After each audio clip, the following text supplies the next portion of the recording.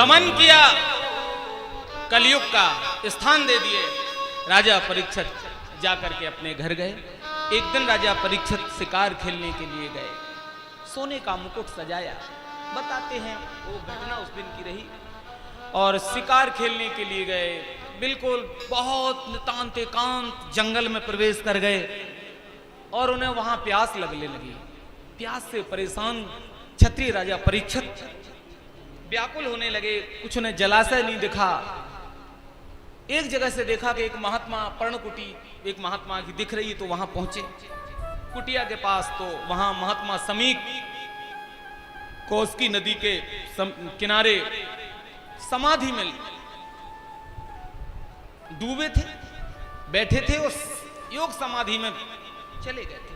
हर एक इंद्रियां कृष्ण भगवान का दर्शन कर रही थी, तो श्रवण इंद्रिय भी बाहर का कुछ सुन नहीं पा रही थी।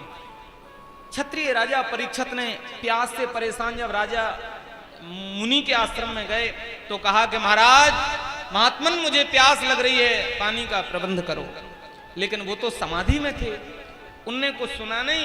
और राजा परीक्षित को लगा कि महात्मा समाधि का ढोंग कर रहे हैं। जब नहीं सुना तो राजा परीक्षित ने पास में एक झाड़ी पर, कंटकाकीर्ण झाड़ी पर एक मरा हुआ सर्प था, अपने धनुष कोटी में लगाया।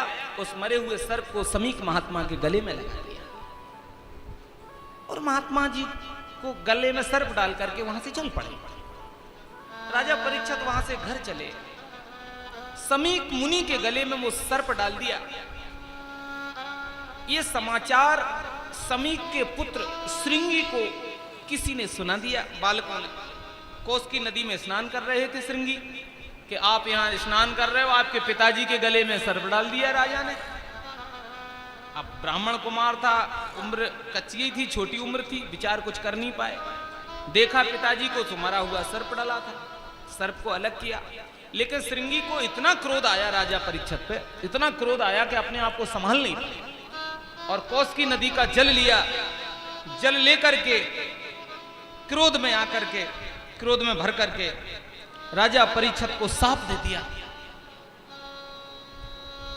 कौशिक्यापि उपस्पृश्य वाग्वज्रं विससर्जः इति लंघित मर्यादं तक्षका सप्तमेहं दक्ष्यति स्म कुलांगारं नोदतो में ततद्रुहम्।